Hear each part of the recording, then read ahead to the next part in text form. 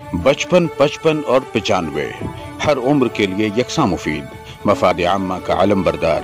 जरूर सब्सक्राइब करें, लाइक करें, शेयर करें और बेल आइकन प्रेस करना न भूलें। Rabbani the scholar YouTube channel.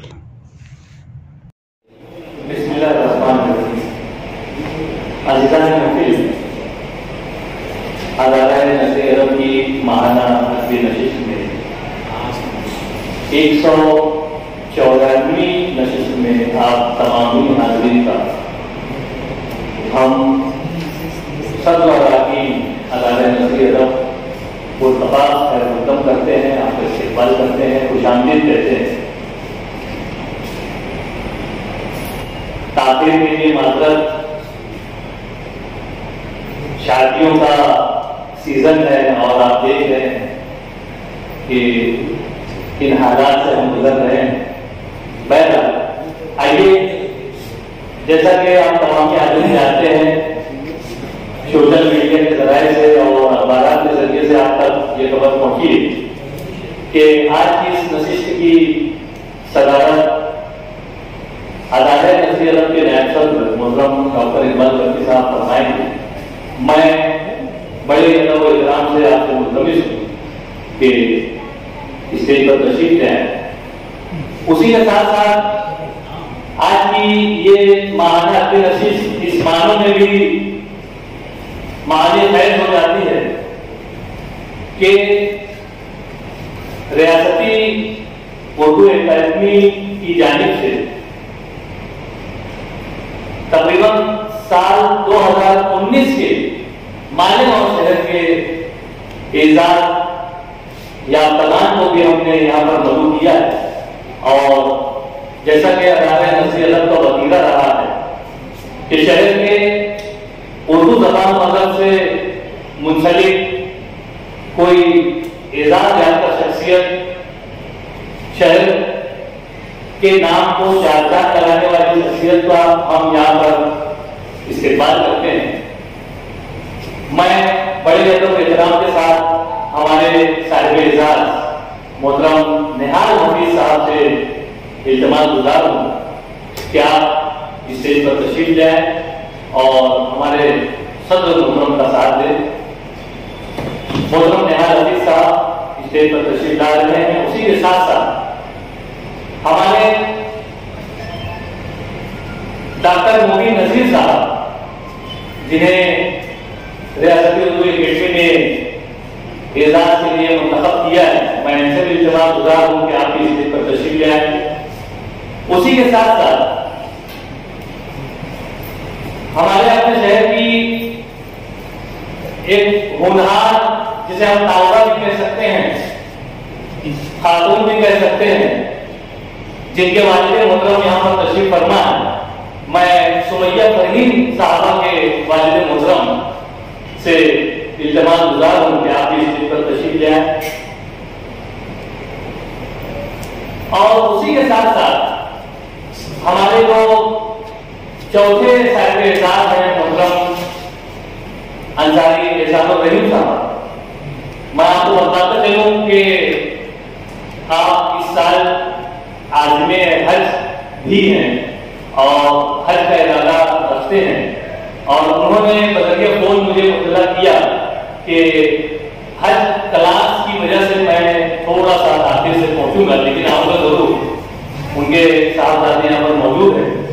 मैं चाहूंगा कि जब तक वालिद मोहतरम, अच्छा ठीक है, तो इस तरह से हमारे साहिबान एजाज हमारे स्टेज पर जल्द अफरोज हैं और मुझे सामईन भी काफी देर से यहाँ पर इंतजार में है। आइए बिना ताखीर में अदालत नसीहत की महाना की नशिस्त का आगाज, जैसा कि आप तमाम ही आदमी जानते हैं कि इलाके कलाम साहब से नशिस्त का आगाज करते हैं।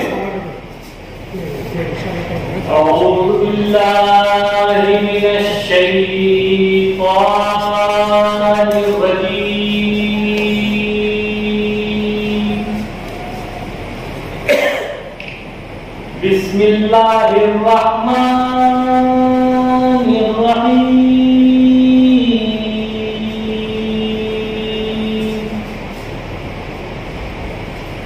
लक़द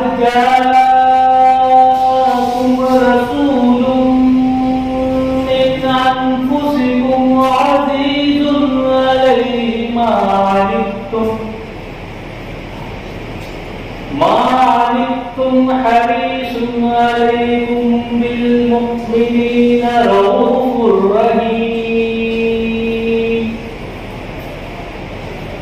फइन तवल्लौ फकुल हस्बियल्लाहु ला इलाहा इल्ला हु अलैहि तवक्कलतु व हुवा रब्बुल अर्शिल अज़ीम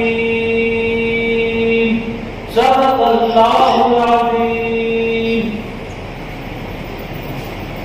जैसा कि आप तमाम हाज़रीन जानते हैं कि आज इस नशिस्त में हमारे 5 कलमकारान भी अपनी तकरीरात पेश करने वाले हैं। आइए नशिस्त की शुरुआत हम सदर की इजाजत से करना चाहेंगे। मैं सदर मोहतरम से मुल्तमिस हूँ कि वो हमारे सदर मोहतरम ने इजाजत मोहम्मद फरमाई, उनका शुक्रिया अदा करता हूँ। एक हमारी ऐसा रिवायत ये रही है कि हम हमारे कलाकारों का एक मुख्तसर सा तारुफ पेश करते हैं। साथ ही साथ साहिबान एजाज भी यहाँ पर मौजूद है।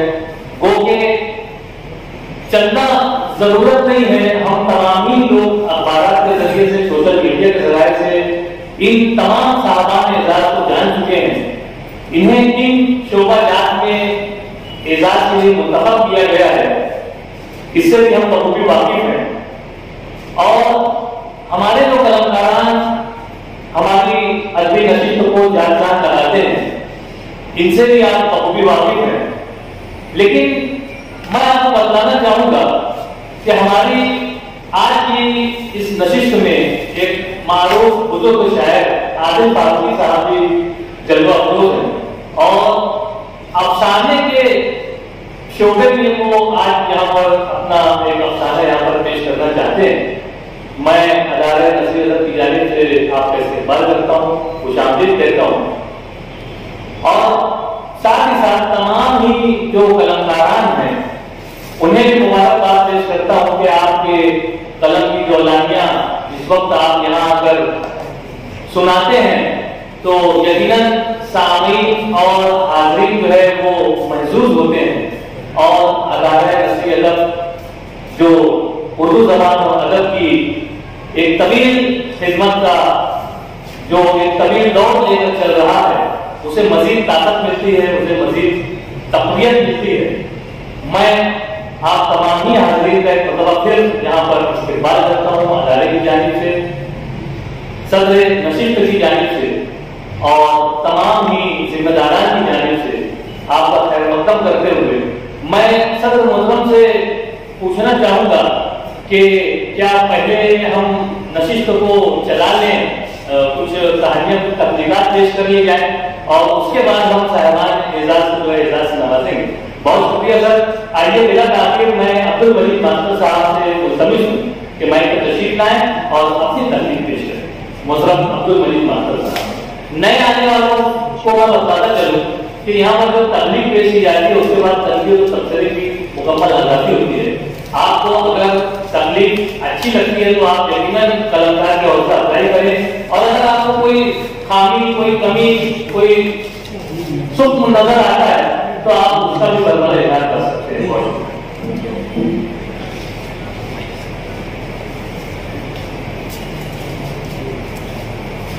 कहानी का उन्वान है चोरी कर रहा। कटारिया एक छोटी सी रियासत, कटारिया एक छोटी सी रियासत थी, मगर यहाँ का जाबाज मेला दूर दूर तक मशहूर था। कटारिया का राजा जब मर जाता था उस वक्त खुले मैदान में ये मेला भराया जाता था। उस मेले में इस बात का फैसला होता था कि आप कटारिया का राजा कौन होगा। सल्तनत का वजीर उस मेले का इंतजाम करवाता था। मेले में राजा बनने के जितने उम्मीदवार आए हुए होते उन्हें आपस में मौत और जिंदगी का खतरनाक खेल खेलना पड़ता था। उस खेल का तरीका मुकर्रर था, उस तरीके पर अमल होता और वो उम्मीदवार एक एक करके मौत के घाट उतरते जाते थे। वहाँ यही मौत का मंजर देखने के लिए लोग आते थे। आखिर में जो उम्मीदवार जिंदा बच रहता था वो कटारिया की रियासत का राजा करार पाता था। मेले के मैदान में राजा बनने के लिए 25 उम्मीदवार हाजिर थे। आखिर में कहीं दूर से घोड़े पर सवार एक शख्स वहां आया। कटारिया वालों के लिए वो अजनबी था, अलबत्ता हट्टा कट्टा जवान था। वो लोगों की भीड़ में घुस पड़ा और सीधा वहां पहुंचा जहां वजीर और सिपहसालार मौजूद थे।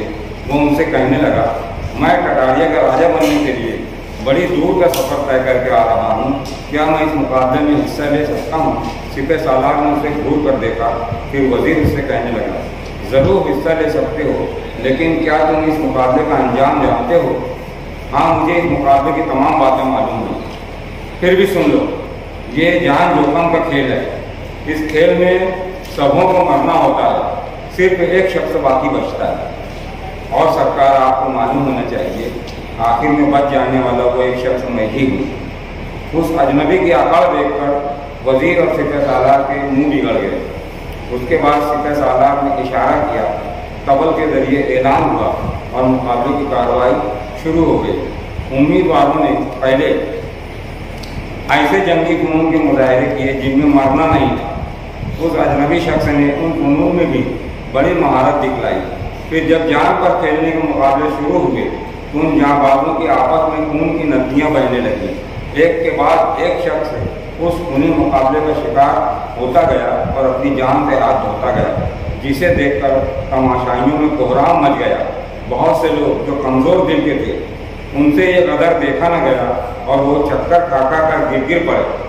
मरने मारने के इस मरहले पर भी वो अजनबी शख्स दूसरों पर भारी पड़ता रहा। आखिरी मंजर ये था कि 25 आदमियों की लाशें मैदान में बिखरी पड़ी थीं और सिर्फ ये अजनबी शख्स बच रहा था। उसकी जीत पर पूरा मैदान लोगों के शोर से गूंज उठा। लोगों ने तालियां पीटी और सीटियां बजाईं। आखिर में वजीर और सिपहसालार आगे आए। वो उसको लेकर अपने चबूतरे पर गए और उसके सर पर राजा का ताज रखा। कटारिया बड़ा अमन अमान का इलाका था।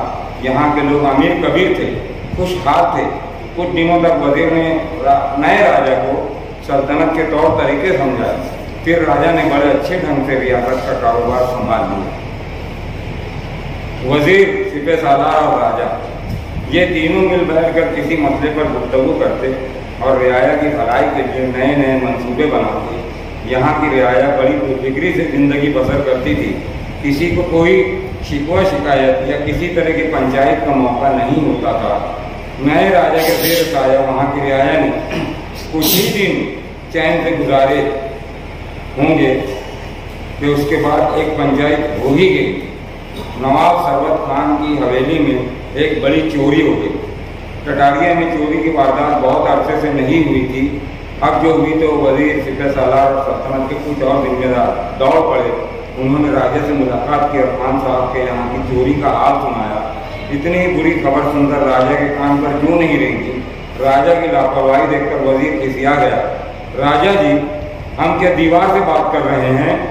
आपसे पहले जो राजा थे वो जब ऐसी कोई बुरी खबर सुनते थे तो सुनते ही अपनी जगह से उछल पड़ते थे, गुस्से के मारे लाल पीले हो जाते थे। फिर वो हमारे साथ खुद भी दौड़ भाग में लग जाते थे और उस वक्त तक चैन से नहीं बैठते थे जब तक उस मामले में कामयाबी नहीं मिल जाती। लेकिन हमें हैरत है, इतनी बुरी खबर का आप पर कोई असर नहीं। राजा ने पिछले राजा का ताना सुना तो मसनद पर से उठ खड़ा हुआ और कहने लगा, ठीक है, हम भी आज किस्म की दौड़ धूप करने के लिए तैयार हैं। आप लोग हमें ये सुझाइए कि करना क्या है। फिर वो सभी सर जोड़कर बैठे, आपस में मशवरे किए, कुछ नए मंसूबे बनाए, मगर उनकी सारी कोशिश बेकार गई। वो चोर का पता नहीं लगा सके। उसके बाद महीना भर भी नहीं गुजरा था कि वहाँ की एक मशहूर अमीर खातून दिलबर खानम के यहाँ चोरी हुई। उसके यहाँ का सोना चांदी सब गया, साथ में हीरे जवाहरात भी। हुकूमत के जासूसों ने इस मौके पर भी बहुत हाथ पांव मारे, मगर फिर जवाहरात का चोर पकड़ा नहीं जा सका। इस तरह वक्फे वक्फे से चोरी पर चोरी होती रही। वहाँ तो सभी दौलतमंद थे, हर एक को चोरी का कुत्ता लगा रहता था। सबों की नींद हराम हो गई थी। चोरी तो होती थी मगर चोर पकड़ा नहीं जाता था, जिस पर वजीर बुरी तरह झल्लाया हुआ था। चोर की चालाकी जितने दिन चलेगी मैं उसे तलाश करके रहूँगा। उसने कटारिया में दाखिल होने के हर नुक्कड़ पर पहरा बिठा दिया। सिपाहियों के गश्ती दस्ते तैयार किए जो रात में गश्त करते रहते थे। जासूसों की तरबियत खुद करने लगा। वो उन सिपाहियों और जासूसों के साथ खुद भी रात में जागता रहता, मगर इसका कुछ फायदा नहीं हुआ। चोरी के सिलसिला बंद नहीं हुआ, बल्कि और ज़्यादा चोरियां होने लगी। एक रात की बात है, वो शातिर चोर छुपता छुपाता राजमहल के पिछवाड़े की तरफ आया। वो महल की दीवार से लग कर होता हुआ चला, फिर अंधेरे में ही एक जगह रुक गया और दीवार के करीब बैठ गया। वो दीवार की जड़ के पास की मिट्टी खोदने लगा। खुदाई करते करते जब एक आदमी की चौथाई के बराबर रास्ता बन गया तो उस रास्ते से महल के तहखाने में उतर गया जहाँ सल्तनत का खजाना था। थोड़ी देर बाद वो उसी रास्ते से बाहर निकल आया। वो खजाने में से बहुत सामान निकाल लाया था। माल लादे हुए वो दरख्त और झाड़ियों की आड़ में चलता हुआ वापस हुआ। आगे चला तो महल की दीवार से थोड़े थोड़े फासले पर दरख्तों के बीच कटे हुए दरख्तों के तने, कुछ तने भी थे, सूखे हुए तने। जब वो उन तनों के करीब से गुजरा तो वो तमाम तने अचानक फट पड़े और उनमें से खजाने के मुहाफिज सिपाही निकल आए। उन्होंने दौड़कर उस चोर को पकड़ लिया। आज उसकी होशियारी धरी की धरी रह गई। वजीर साहब, चोर पकड़ा गया। सिपाहियों ने चीख कर वजीर को आवाज़ दी। वजीर के साथ सिपह सालार भी दौड़ा दौड़ा आया। वजीर बड़े जोश में था, जैसे उसके अरमानों की कली खिल उठी हो। वो चोर से कहने लगा, मालूम है 100 दिन का चोर एक दिन पकड़ा जाता है। हमें इसी दिन का इंतजार था और इसी के लिए हमने अपनी नींद हराम कर रखी थी। आज तो हम तुम्हें शुरू से देखते रहे थे। तुम अंधेरे का सहारा लेकर चले आ रहे थे। हमने तुम्हें दीवार में नकल लगाते हुए देखा, फिर तहखाने में जाते हुए देखा, फिर वहाँ से माल लेकर आते हुए भी देखा। हम तुम्हें रंगे हाथों पकड़ना चाहते थे तो पकड़ लिया, लेकिन जब चोर के चेहरे से कपड़ा हटाया गया तो वहाँ मौजूद सभी लोग दंग रह गए, क्योंकि चोर कोई और नहीं बल्कि नए राजा जी थे। क्यों राजा साहब, ये क्या हरकत है आपकी? वजीर ने सख्त लहजे में राजा से पूछा, मगर राजा ने बड़े इत्मीनान से जवाब दिया, कोई हरकत नहीं है। मैंने जब देखा कि शहर में चोरियां बढ़ती चली जा रही हैं तो मुझे अपने खजाने की फिक्र पड़ गई। मैं इस बात की जांच करना चाहता था कि अगर कोई शख्स नकल लगाकर हमारे खजाने पर धावा बोले तो उसे पकड़ने के लिए हमारे यहाँ क्या इंतजाम है, और वो हमने देख लिया। ये दरख्त के बनावटी तनों वाला इंतजाम बहुत हो गया, हमें पसंद आया। अब हमें इस बात का इत्मीनान हो गया है कि हमारा खजाना कोई चोरी नहीं कर सकता। मुहाफिज सिपाहियों ने ना जाने क्या सोचा हो, लेकिन वजीर और सिपह सालार को राजा की इस बात से इत्मीनान नहीं हुआ। वो उसे शक की नज़र से घूरते रहे। उस वक्त तो बात आई गई हो गई। फिर ये लोग महल में वापस आ गए। दूसरे दिन जब सोकर उठे तो राजा महल से गायब था। आस पास उसे तलाश किया गया, लेकिन वो नहीं मिला। इस तरह कई दिन गुजर गए, मगर राजा लौटकर नहीं आया। टटारिया और वर्सिया की सल्तनत की आपस में दोस्ती थी। वर्सिया की शहजादी की शादी थी और वहाँ टटारिया वालों का बुलावा था। उसके लिए सिर्फ वजीर और सिपह सालार घोड़ों पर सवार होकर वर्सिया के लिए निकले। बहुत लंबा सफर था, मगर ये लोग वक्त पर शादी के मुकाम पर पहुँच गए। वहाँ उन्होंने देखा कि अपने यहाँ से जो राजा फरार हुआ वो वर्सिया के दरबार में मौजूद है। वो वहाँ बड़ा मर्तबा रखता है, इतना बड़ा कि बादशाह के बाजू में बैठा हुआ है। वो भी इन दोनों को वहाँ देखकर चौंक पड़ा। वजीर ने उसे इशारा किया। उसके इशारे पर वो उठ खड़ा हुआ और शादी की उस महफिल से बाहर निकल आया। फिर ये तीनों वर्सिया के महल से ही बाहर निकल कर आ गए। जब तन्हाई हुई तो वजीर ने बड़े धड़ल्ले से उससे सवाल कर डाला, कटारिया से फरार राजा साहब, हमसे झूठ ना बोलना। हम वादा करते हैं कि हम तुम्हारी इज्जत का ख्याल रखेंगे। पूछो क्या पूछना है, मैं भी आज अपने दिल का बोझ हल्का कर डालूंगा। राजा जी, हमने बहुत दुनिया देखी है। इतना तो हम जान चुके हैं कि टटारिया में जितनी जगह चोरी हुई है वो सारी चोरी आपके हाथों हुई है। वजीर इतना क्या कर रुक गए, फिर आगे कहने लगा, जब उस मुल्क का राजपाट और वहाँ का खजाना आपके हवाले कर दिया गया, गोया बड़ी इज्जत और शान की जिंदगी थी। हम मालूम करना चाहते हैं कि फिर आप जगह जगह चोरी क्यों करते थे। फरारी राजा वजीर के सवाल पर जरा भी न घबराया और इत्मीनान के साथ यूँ कहना शुरू किया, मेरे हमदर्द साथियों, मुझे आपकी ज़बान पर भरोसा है कि आप मेरी इज्जत का ख्याल रखेंगे और अब मैं असल बात आपको बताने जा रहा हूँ, सुनिए। आपने सच कहा, मैं असल में चोर ही हूँ, बचपन से चोरी करता आया हूँ। चोरी मेरी रग रग में बसी हुई है। चोरी करने में जो लज्जत है वो मैं ही जानता हूँ और अब तो मुझे उसका नशा हो गया है।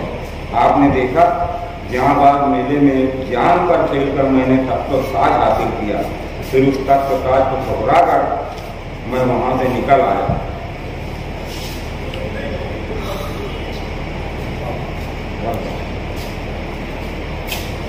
बचपन से आज तक मैं कभी चोरी में पकड़ा नहीं गया था, बल्कि कटारिया में चोरी रोकने के लिए जैसे जैसे आप इंतजाम बढ़ाते गए वैसे वैसे मुझे चोरी करने में मजा आता गया। उस रात महल के खजाना चोरी के मामले में मैं पहली दफा पकड़ा गया। बस उस सरजमीन की तरफ से मेरा दिल फीका पड़ गया। उस दिन के बाद मैंने वहाँ रहना गवारा नहीं किया और वहाँ से फरार हो गया। इस पर से आप समझ लें, मैं बादशाही छोड़ सकता हूँ मगर चोरी नहीं छोड़ सकता। चोरी ही मेरी रानी, मेरी माता है और मैं उसके बगैर रह नहीं सकता। कटारिया में मैंने जितनी चोरियां की हैं वो तमाम माल वहाँ की लाल पत्थर की सूखी बावली में दफन करता गया हूँ। बावली का वो माल आप वहाँ से निकाल लेना और जिन का है उन लोगों को दे देना। यहाँ मैं वर्सिया के बादशाह का खास आदमी हूँ, लेकिन बादशाह ये नहीं जानता कि मैं चोर भी हूँ और वो नहीं जान पाएगा। वजीर ने बात काटकर बोलना शुरू किया, आपने अपना राज बता दिया, हम पर भरोसा करने का शुक्रिया। हम आपके भरोसे को ठेस नहीं पहुँचाएंगे। फिर जब ये दोनों वर्सिया से वापस हुए तब वजीर सिपह सालार से कहने लगा, ऐसा है जी आदमी फिर कभी हमारी रियासत का राजा ना बनने पाए, इसके लिए हमें अपने राजा चुनने के अमल में कुछ फेरबदल करना होगा। कैसा फेरबदल करना होगा? वो रस्म तो कदीम ज़माने से चली आ रही है। सिपह सालार ने सवाल किया। वजीर ने अपना फैसला सुना दिया। अब जहांबाद मेले के उस मुकाबले में कोई अजनबी शरीक नहीं होगा। वही शख्स उसमें हिस्सा ले सकेगा जिसे हम पहले से जानते हों और वो किसी अच्छे घराने का फर्द हो। मास्टर साहब ने अपनी कहानी यहाँ पर पेश की, इस पर जो साहब भी तबसरा करना चाहें उन्हें चाहे तो अपनी जगह से भी कर सकते हैं, यहाँ आके भी कर सकते हैं।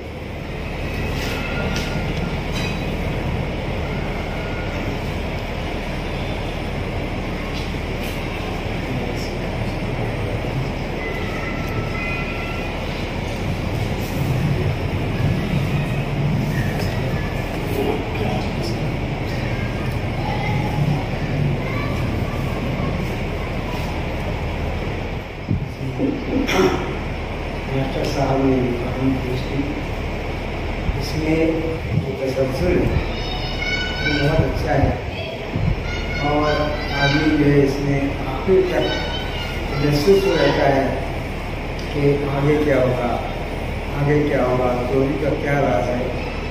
और इन्होंने गोया कि आज के सियासतदानों के ऊपर गोया कि एक तंज किया है कि आज के सियासतदान, आज के वजीर, आज के बड़ी पोस्ट के लोग आज जो हुकूमत के काम बन जाते हैं, होते वो पा लेते हैं, उनकी ही कहना चाहिए कि यही कहानी है।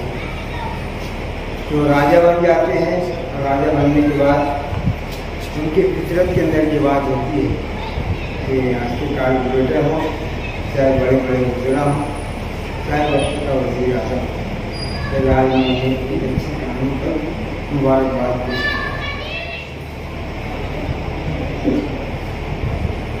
अब्दुल मजीद मास्टर साहब ने जो कहानी अभी पेश की, मैं सिर्फ एक जुमले में अपना तबसरा पेश करना चाहता हूँ।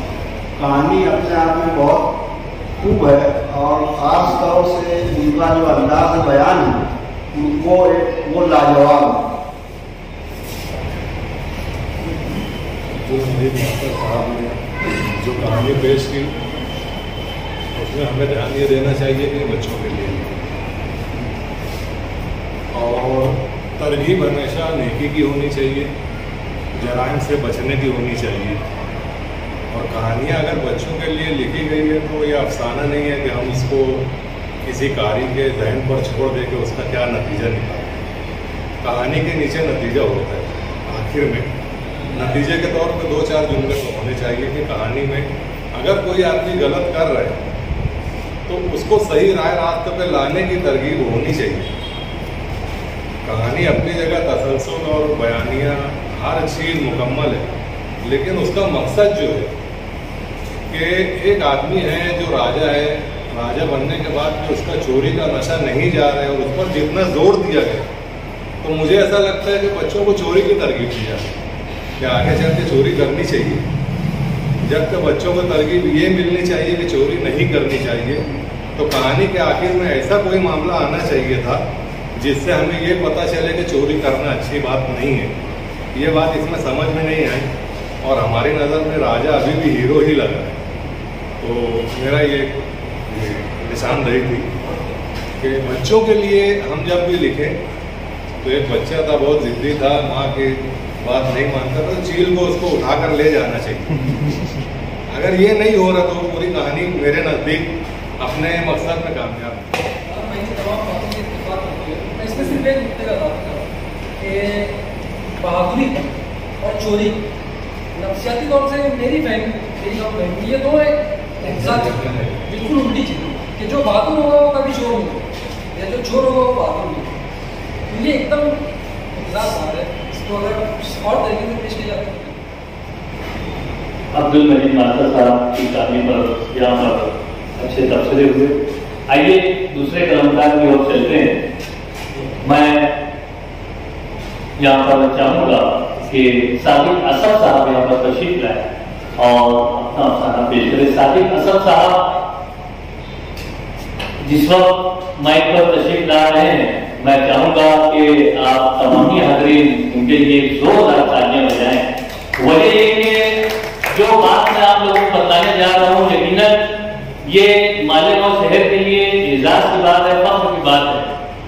आने वाले माह में 18 जून को सादिक असद साहब जो हैं वो अफसाना पेश करने के लिए मुंबई के नेहरू सेंटर में मदऊ किए गए और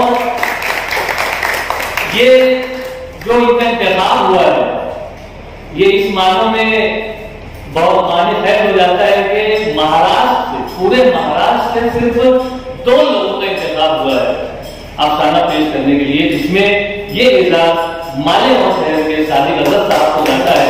और साथ ही साथ हमें भी फख्र हो रहा है कि सादिक असद साहब जो है वो अदारा नस्ली अदब के एक बहुत पुराने जो है वो हाज़रीन में भी शुमार होते रहे हैं, अफसाना पेश करने वाले में भी शुमार होते रहे हैं और आप तबसरा और तज्जिया भी किया करते हैं। मैं बड़े अदब एहतराम के साथ आपको यहाँ पर मदऊ करता हूँ कि तशरीफ लाएं और अपनी तकलीफ अपना अफसाना पेश करें। बचपन, 55 और 95 हर उम्र के लिए यकसा मुफीद, मफाद आम्मा का आलम बरदार। ज़रूर सब्सक्राइब करें, लाइक करें, शेयर करें और बेल आइकन प्रेस करना न भूलें। Rabbani the scholar YouTube channel. Rabbani the scholar YouTube channel इल्मी, अदबी, दीनी, मिल्ली, समाजी, सकाफती, तहजीबी, फलाही, तिब्बी, फ़न्नी, माशी, तिजारती, माशरती, इंतज़ामी, इनकलाबी, तहरीकी, तहकीकी, तकनीकी, तफ्तीशी, तामीरी, तालीमी व मालूमाती यूट्यूब चैनल। ज़रूर सब्सक्राइब करें, लाइक करें, शेयर करें और बेल आइकन प्रेस करें। Rabbani the scholar YouTube channel.